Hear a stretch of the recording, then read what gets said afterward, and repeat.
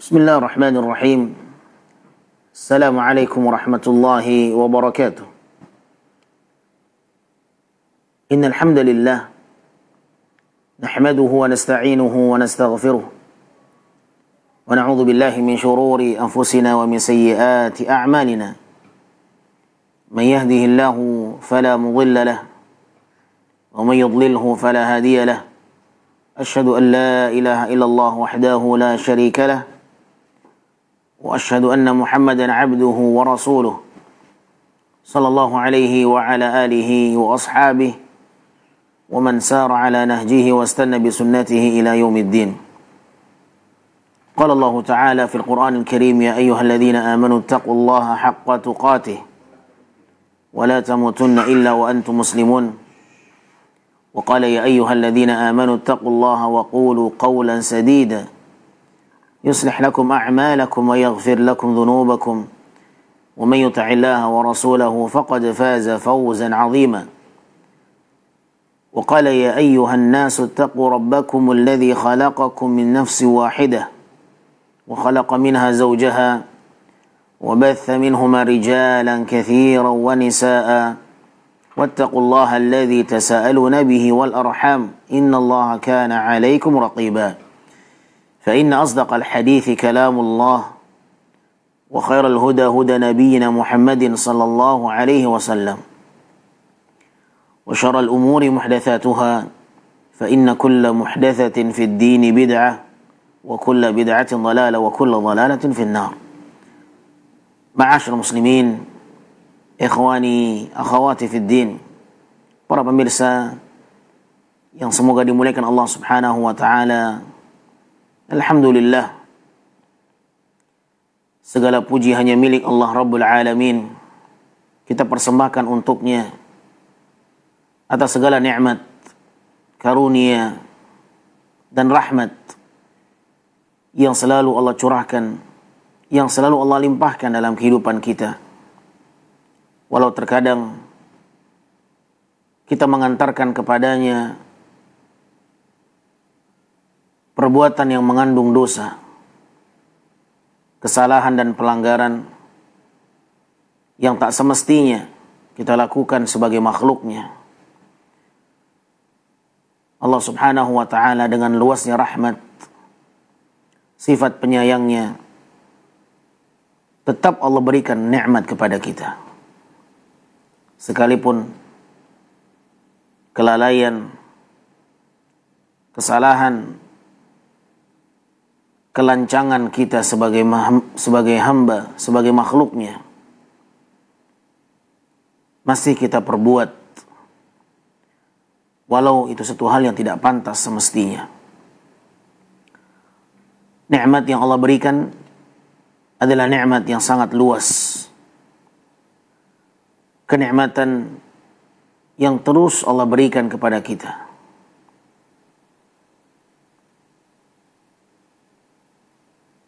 Walau kita melakukan banyak pelanggaran, semoga Allah Subhanahu wa ta'ala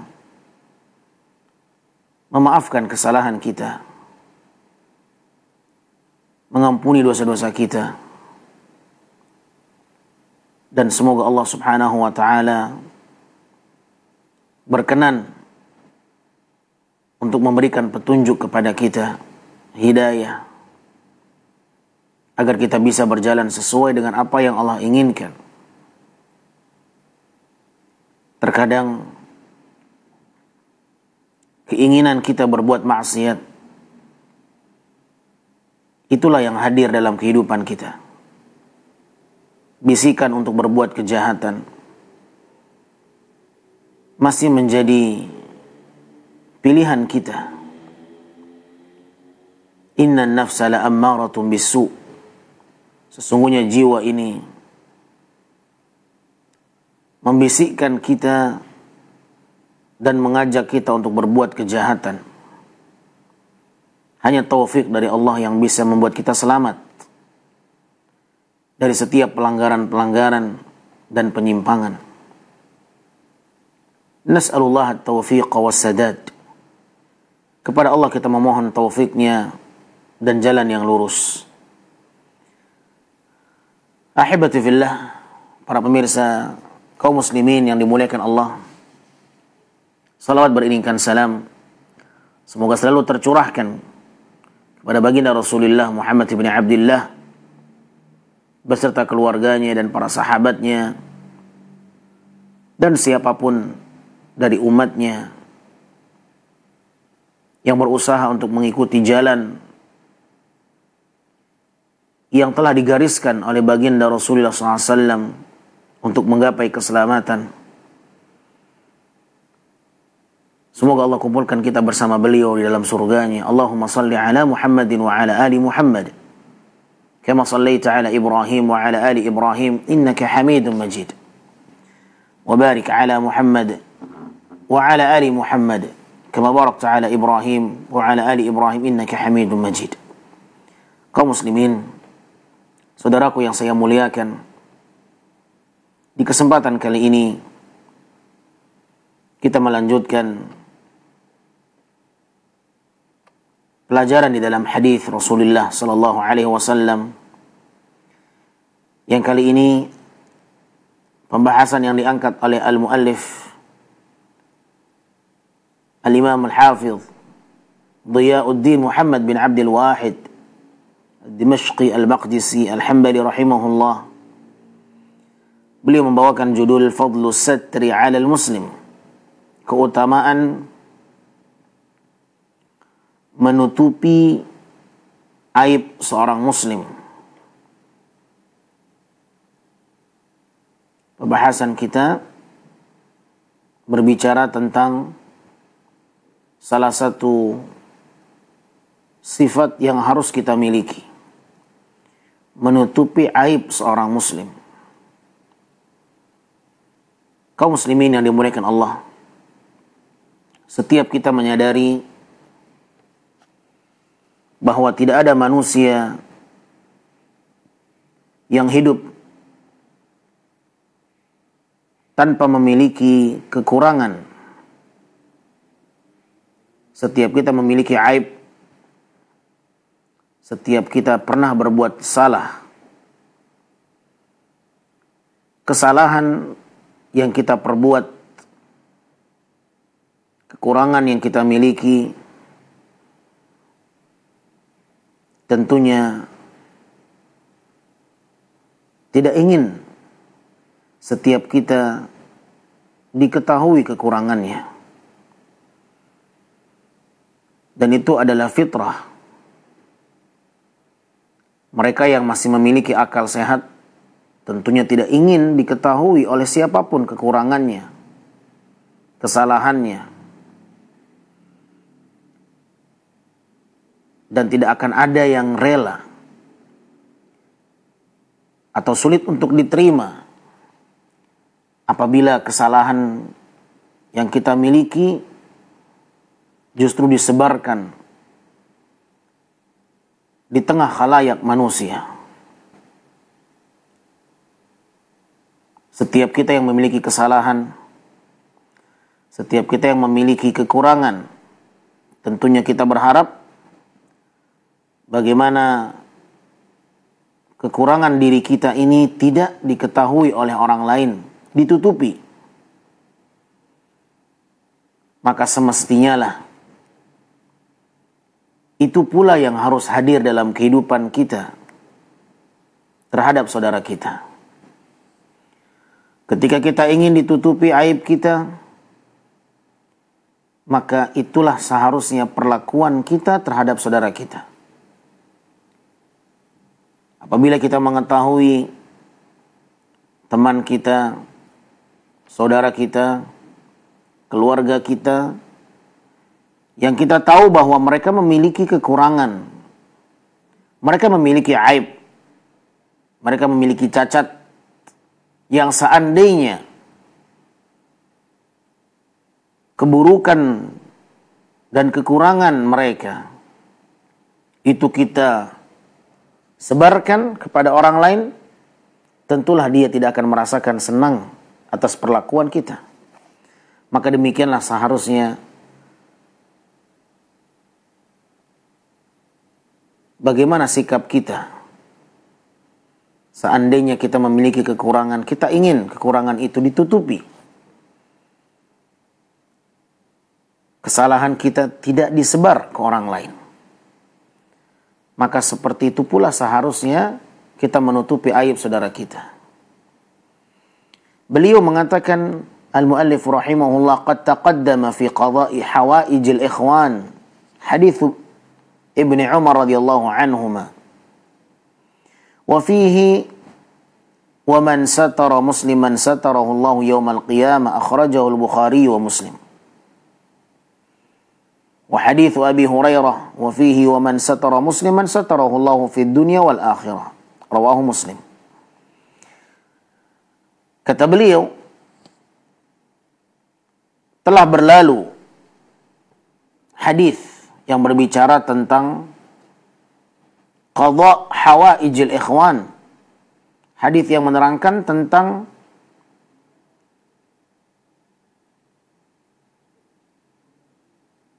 membantu kebutuhan saudara kita. Hadis Ibnu Umar. Hadis yang cukup panjang, bagaimana Rasul sallallahu alaihi wasallam pernah mengatakan, barang siapa yang berusaha memenuhi hajat dan keperluan saudaranya, maka Allah subhanahu wa ta'ala juga akan memenuhi hajat dan keperluan hambanya.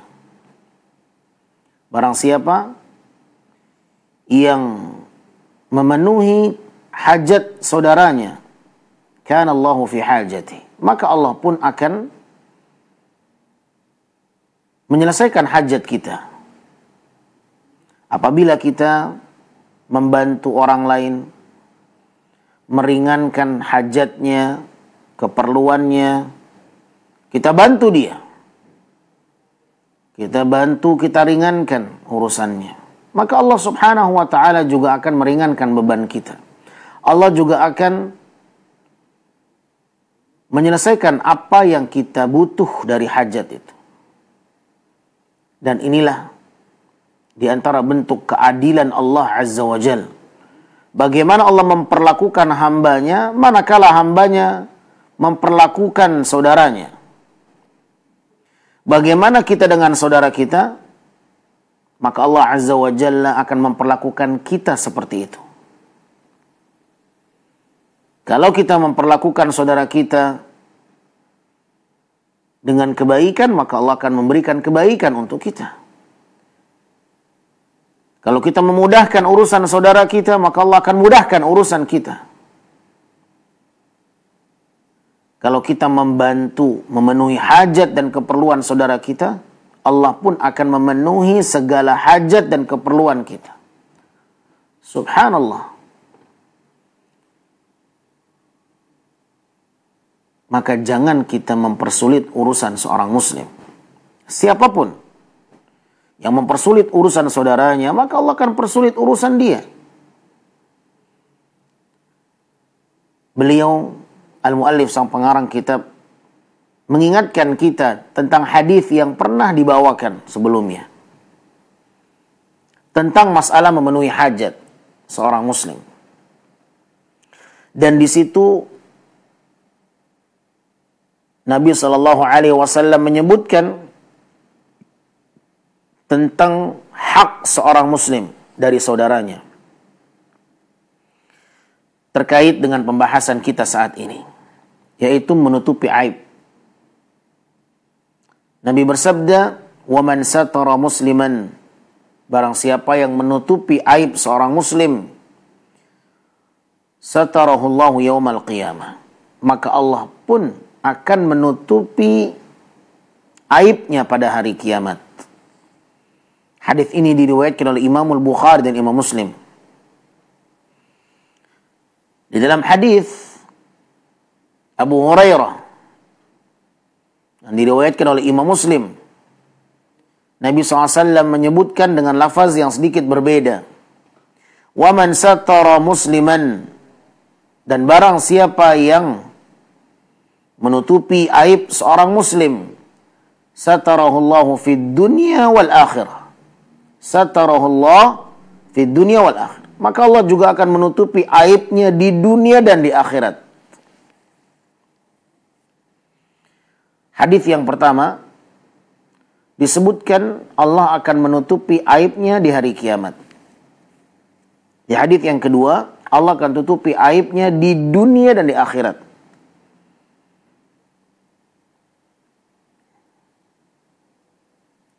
Ma'asyiral muslimin, hadis ini sangat mudah untuk kita cerna. Hadis ini sangat jelas bagaimana Allah akan memperlakukan hambanya. Dan kita tahu konsekuensinya. Kalau kita ingin aib-aib kita ditutupi oleh Allah Subhanahu wa ta'ala, maka jalannya adalah jangan engkau umbar aib saudaramu. Hindari menyebarkan aib saudara kita. Subhanallah. Kalau kita ingin kekurangan, keburukan, kesalahan, aib, cacat diri kita ini, busuknya diri kita ini, nah, setiap kita punya sisi gelap.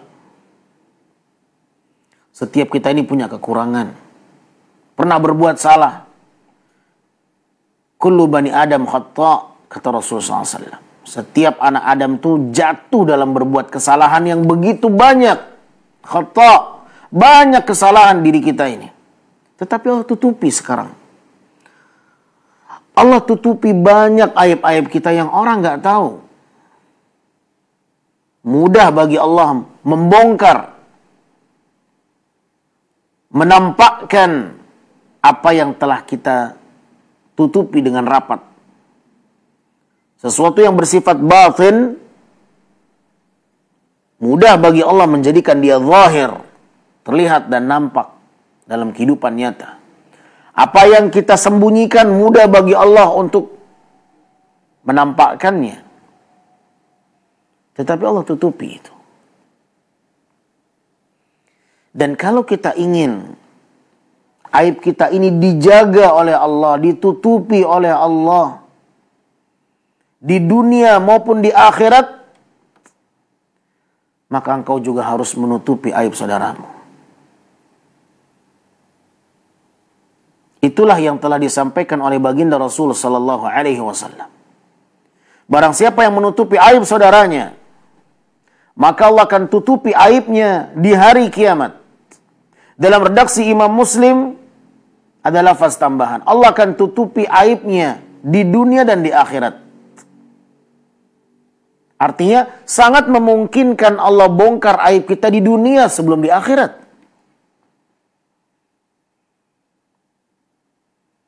Mudah bagi Allah Subhanahu wa ta'ala membongkar aib hambanya. Allah Al-Khaliq, Al-Mudabbir, Allah yang menciptakan, Allahu Qadir. Allah sangat mampu melakukan apapun yang dia inginkan. Tidak ada yang memberatkan keinginan Allah Rabbul Izzati wal Jalalah.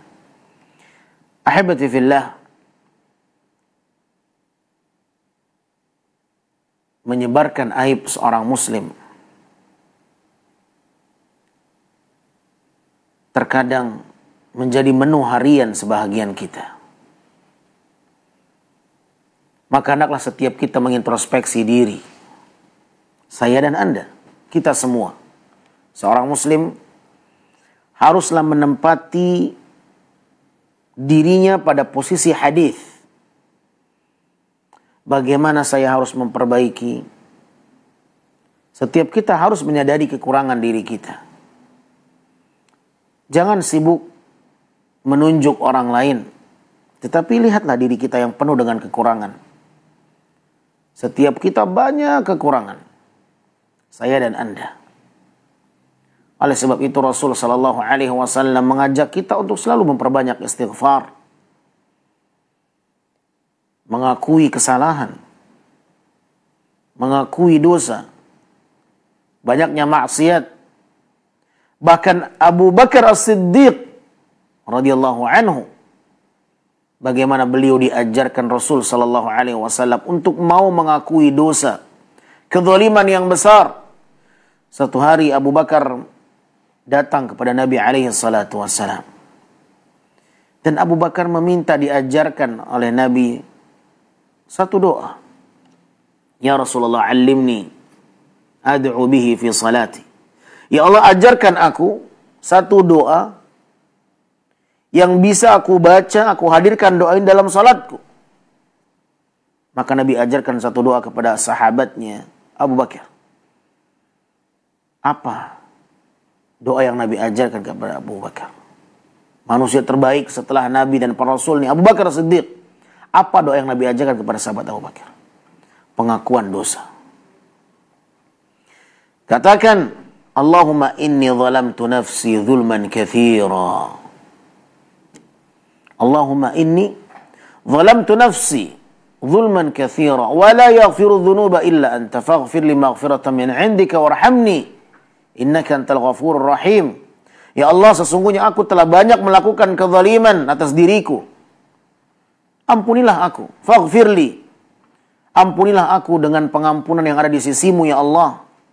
Sayangilah aku, rahmatilah diriku. Sesungguhnya engkaulah yang maha pengampun dan maha penyayang. Lihat, ma'asyar muslimin, Abu Bakar As-Siddiq, manusia terbaik setelah para nabi dan para rasul, diajarkan oleh Nabi satu doa yang kandungannya mengakui kezaliman yang banyak diperbuat. Dan kita juga harus mau mengakui itu. Karena mengakui dosa adalah jalan keselamatan. Mengakui dosa adalah sifat gentle. Sifat yang sangat mulia. Dan hanya seseorang yang memiliki sifat pejuang yang berani mau mengakui kesalahan. Banyak orang melakukan kesalahan, tak berani, tak mau dia mengakui kesalahan. Ini tidak memiliki sifat pahlawan. Seorang yang berjiwa pahlawan, dia mau mengakui kesalahan.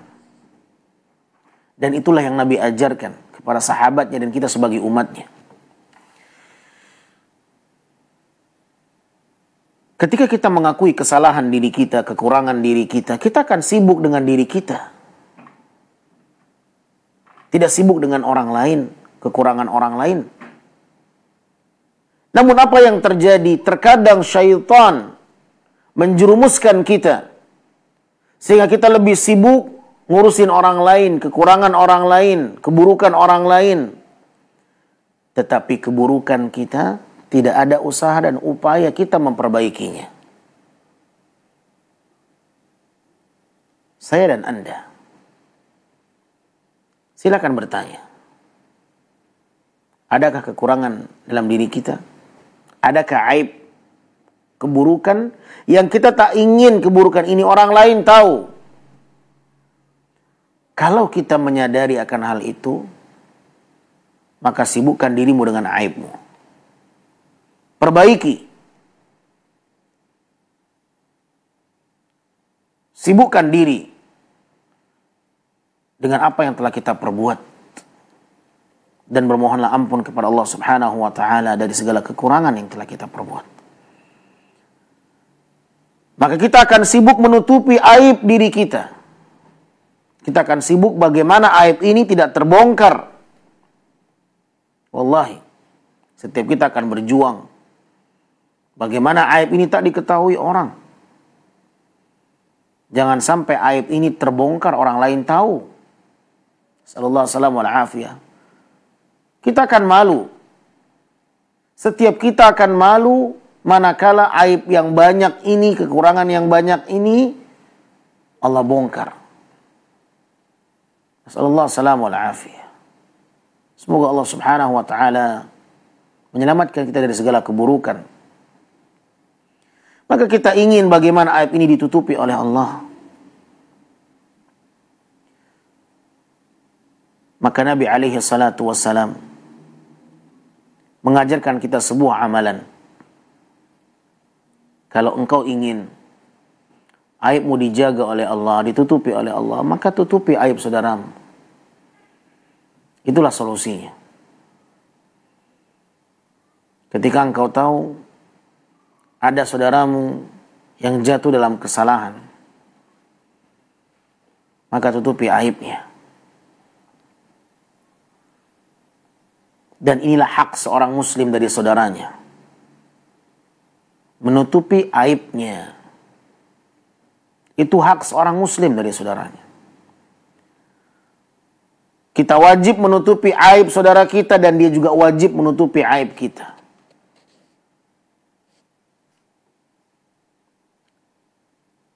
Dan apabila itu yang kita lakukan di dunia, maka Allah akan tutupi aib kita di dunia dan di akhirat.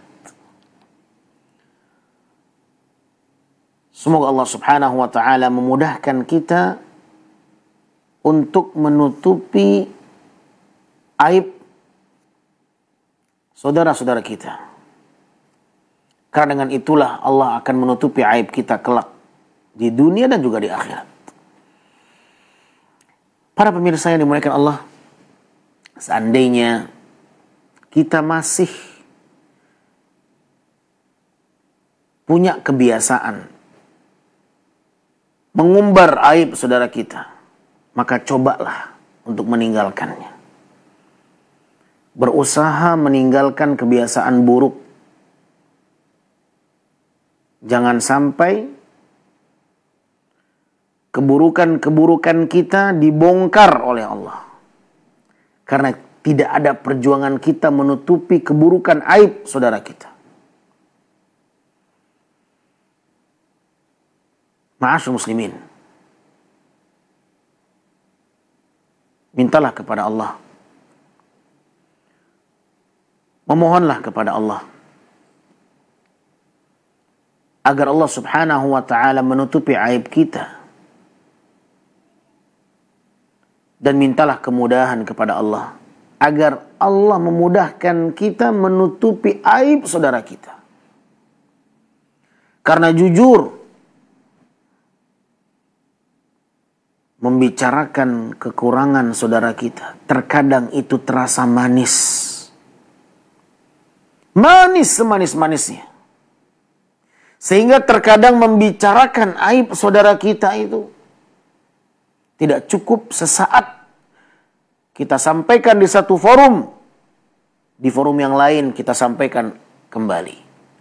Di majelis yang lain kita ulangi lagi. Allahu Akbar. Kita sebarkan aib saudara kita di majelis 1, di majelis 2, di majelis 3, di majelis 4. Kita sebarkan aib-aib saudara kita. Di banyak tempat. Kenapa diulang-ulang? Sudah terasa manis olehnya.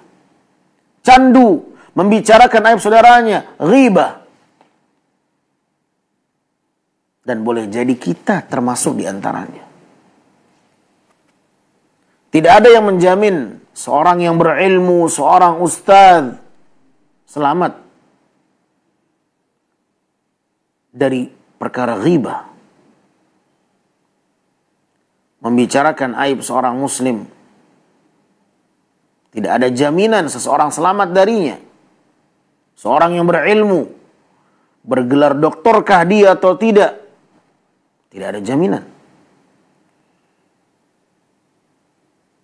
Karena membicarakan aib seorang muslim adalah bentuk ketergelinciran seseorang, karena dia adalah perkara yang licin. Mengumbar aib sesuatu yang licin. Hampir banyak manusia yang tergelincir, jatuh dalam perbuatan dosa yang satu ini, menyebarkan aib saudara kita. Dan sekali lagi, ini peringatan keras untuk saya dan Anda, untuk seluruh kaum muslimin yang masih belum bisa meninggalkan kebiasaannya membicarakan aib saudaranya. Dan hanya kepada Allah kita memohon, semoga Allah mudahkan kita meninggalkan kebiasaan buruk ini.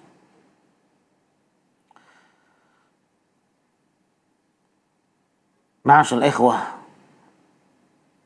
saudaraku yang semoga dimuliakan Allah Azza wa Jalla. Hadis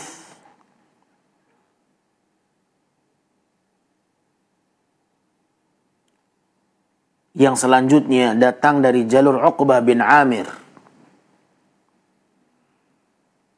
radhiyallahu anhu.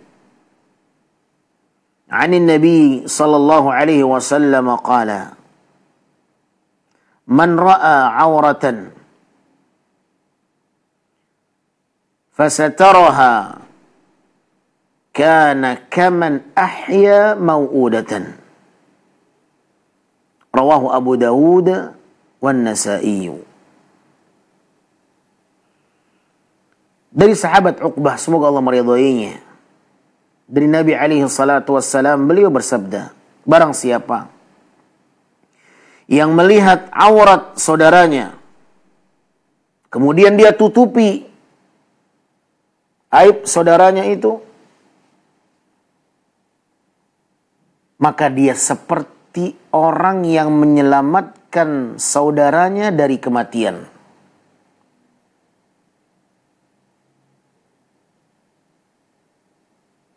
Hadis ini diriwayatkan Imam Abu Dawud dan Imam An-Nasa'i dengan sanad yang hasan li ghairihi. Ma'asyur muslimin rahimani wa rahimakumullah. Sebelum kita menjelaskan lebih dalam tentang kandungan hadis ini, terlebih dahulu kita ingin mencoba mengajak para pemirsa untuk mengetahui lafaz hadis. Rasul sallallahu alaihi wasallam di dalam hadis ini menerangkan kepada kita nilai, pahala, keutamaan dan keistimewaan dari perbuatan menutupi aib seorang muslim. Rasul sallallahu alaihi wasallam menyebutkan barang siapa yang menutupi aib saudaranya yang dia lihat. Dia melihat aib saudaranya, dia melihat aurat saudaranya, kemudian dia tutupi. Maka dia seperti orang yang memberikan kesempatan hidup kepada mau'udah. Mau'udah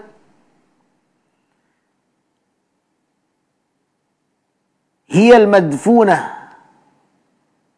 Ibnu Abbas menyebutkan mau'udah adalah seseorang yang akan dikubur dan dia datang dengan lafaz mu'annath yang menunjukkan sifat wanita. Mau'udah hiyal bint allati kanat tudfanu hayyah fil jahiliyah. Mau'udah itu adalah anak perempuan yang dikubur hidup-hidup di masa jahiliyah. Itulah dia mau'udah. Sebagaimana yang Allah firmankan dalam Al-Quran, wa idzal mau'udatu su'ilat. Dan pada hari kiamat nanti, anak-anak perempuan yang dikubur hidup-hidup oleh mereka di masa jahiliyah, kelak mereka akan ditanya dan mereka akan menjawab bahwa mereka dikubur hidup-hidup oleh orang tuanya, oleh mereka yang merasa malu mendapatkan karunia anak perempuan. Karena dahulu di masa jahiliyah anak perempuan itu dianggap aib. Kehadiran seorang wanita di tengah keluarga di masa jahiliyah dianggap satu hal yang memalukan. Karena anak perempuan tidak bisa bekerja, simbol lemah fisik, ya, tidak bisa banyak melakukan banyak hal, ya, hanya memberatkan perekonomian saja. tak bisa mencari nafkah, dan lain sebagainya. Sehingga ketika terlahir anak perempuan di tengah keluarga itu menjadi satu aib yang memalukan di tengah sebagian mereka. Apa yang mereka lakukan? Mereka kubur anak perempuan itu, hidup-hidup. Yang mereka kubur bukan wanita, anak kecil yang sudah mati. Tidak. Mereka mengubur hidup-hidup anak perempuan, anak kandung mereka sendiri. Ini kebiasaan jahiliyah. Rasul Shallallahu Alaihi Wasallam menyebutkan bahwa menutupi aib seorang muslim, menutupi aurat seorang muslim itu seperti memberikan kesempatan hidup bagi anak perempuan yang dia semestinya dikubur di masa jahiliyah itu. Kebiasaan jahiliyah mengubur hidup-hidup anak perempuan. Tetapi Nabi SAW menyebutkan bahwa perumpamaan seseorang yang menutupi aurat aib seorang muslim, pahalanya, keutamaannya seperti memberikan kesempatan hidup bagi anak perempuan. Kana kaman ahya mau'udatan. Maka dia seperti orang yang menyelamatkan jiwa dari kematian. Dan ini menunjukkan izam ajr man satara ala muslimin. Tentunya perumpamaan ini menunjukkan betapa besarnya pahala seseorang yang menutupi aib saudaranya yang muslim. Menutupi aib seorang muslim seperti memberikan kesempatan hidup untuk satu jiwa yang akan mati. Sebagaimana orang-orang jahiliyah dahulu mengubur hidup-hidup anak perempuannya. Namun tidak halnya dengan orang yang berjiwa bersih, yang memiliki hati yang bersih. Dia tidak mengubur hidup-hidup anak perempuannya. Justru dia biarkan hidup anaknya. Bahkan dia berikan nutrisi yang cukup. Kemudian dia berusaha untuk menjaga anaknya sampai dia tumbuh dewasa dengan sehat. Dengan ilmu. Dia berikan nutrisi agama untuk anaknya. Sehingga anak ini tumbuh dewasa. Seorang yang menutupi aib saudaranya seperti seseorang yang menyelamatkan satu jiwa. Pahalanya. Di sisi Allah Subhanahu wa ta'ala. Maka hadits ini menerangkan kepada kita annahu man ra'a musliman fi halati su' aw fi kashfin li'auratihi fasatara 'alayhi wa lam yafdahu fa innahu kaman ahya tiflatan kanat satudfanu hayyah ay kaman anqadhaha min al-maut. Makna dari hadis ini bahwa siapapun yang melihat seorang muslim dalam kondisi dia melakukan satu keburukan atau tampak dari saudaranya tersingkaplah auratnya, kemudian dia tutupi, tidak dia umbar, tidak dia sebar, ya, ketika dia melihat aurat saudaranya tersingkap, dia tutupi. Dan para ulama menyebutkan bahwa aurat itu ada dua. Aurat itu ada dua. Hissiyah, jasadiyah. Yang kedua adalah ma'nawiyah. Aurat terbagi menjadi dua. Ada aurat yang bersifat hissiyah. Dia bisa dirasa seperti aurat jasad. Seseorang menggunakan pakaian, kemudian pakaiannya itu terbuka, tertiup angin misalnya, atau tersingkap kainnya sehingga terlihatlah aurat dari tubuhnya. Ini aurat hissiyah, jasadiyah, jasadnya. Dari sisi jasad yang bisa dirasakan. Ada aurat yang sifatnya ma'nawiyah. Dia sesuatu yang bersifat ma'nawi. Ya, bukan yang dirasa. Seperti apa? Dosa, dzunub, al-ma'asi. Ya. Ini termasuk aurat maksiat.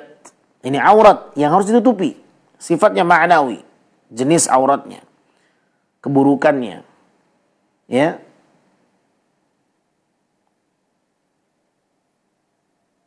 Dan hadis ini menerangkan bahwa siapapun yang melihat aurat seorang muslim, baik aurat di situ adalah aurat yang bersifat jasadiyah, jasad, hissiyah yang bisa dirasa, ya, tersingkap dia melihat saudaranya menggunakan pakaian, ternyata pakaian itu tertiup angin dan dia tidak menyadari auratnya tersingkap, dia tutupi segera. Maka ini termasuk di antara makna hadis kata para ulama. Karena ada dua kemungkinan, aurat di sini adalah aurat yang bersifat hissi atau ma'nawi. Ya, dia melihat aurat saudaranya tersingkap ditutupi. Atau dia melihat dosa yang dilakukan oleh saudaranya, keburukan, kekurangan, aib saudaranya, dia tutupi.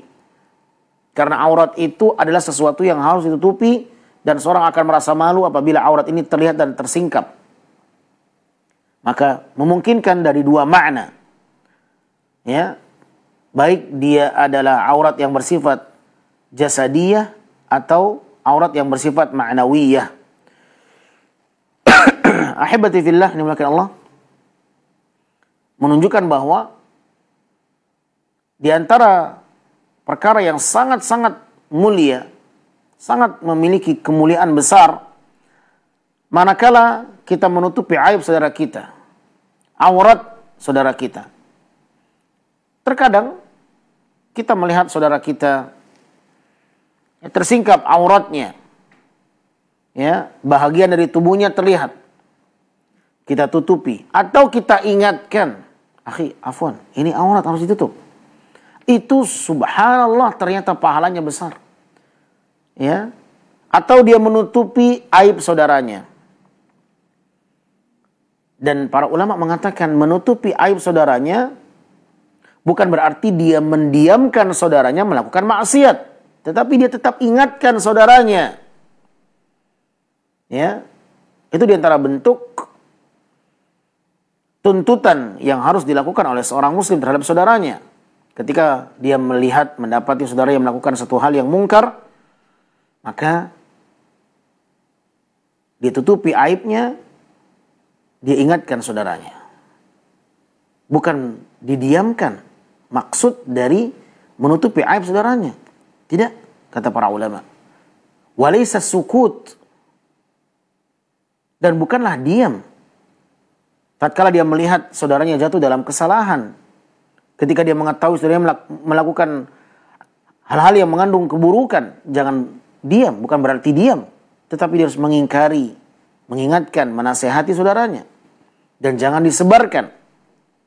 Nah, kekurangan kita ketika mendapati saudaranya melakukan kesalahan, ketika dia mengetahui saudaranya memiliki kekurangan, memiliki aib, dia tidak mau menasehati saudaranya. Justru dia berbicara, ngomongin di belakang.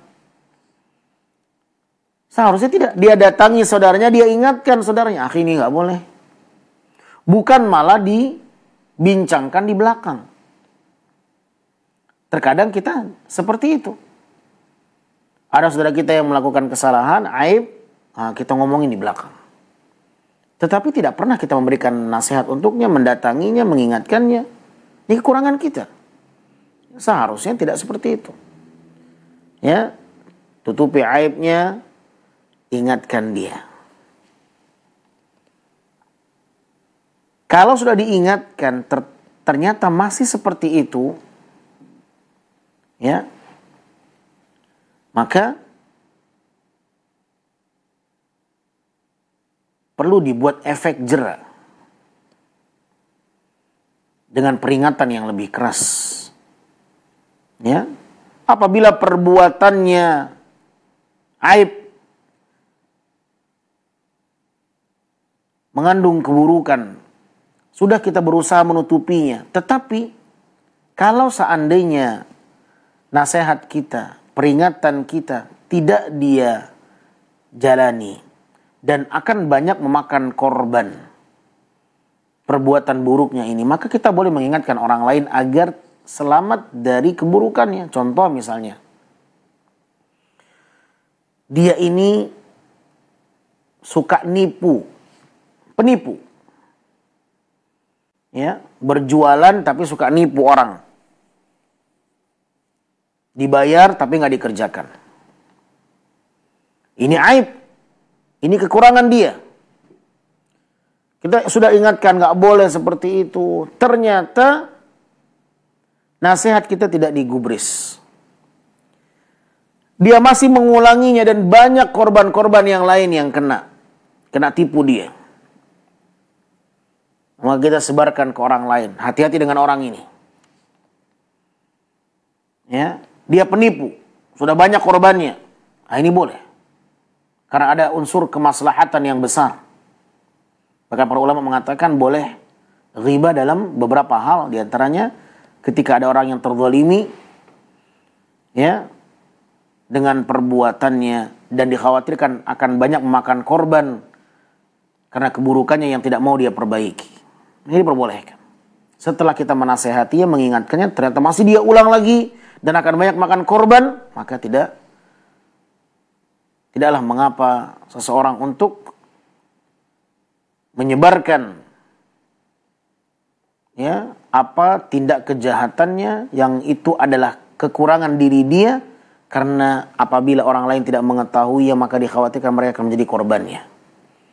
Taib, ma'asyiral muslimin rahimani wa rahimakumullah. Maka hadis ini yahutsu ala satr ala muslimin wa tajannub fadhihatahum. Hadis ini menunjukkan bahwa dianjurkan bagi setiap muslim untuk menutupi aib saudaranya dan menghindar sejauh-jauhnya dari menyebarkan aib saudaranya. Ya. Jangan sampai kita menjadi orang yang jatuh dalam kesalahan ini. Menyebarkan aib seorang muslim adalah termasuk di antara dosa yang sangat berbahaya, karena bisa menghilangkan pahala atas keburukan yang terjadi.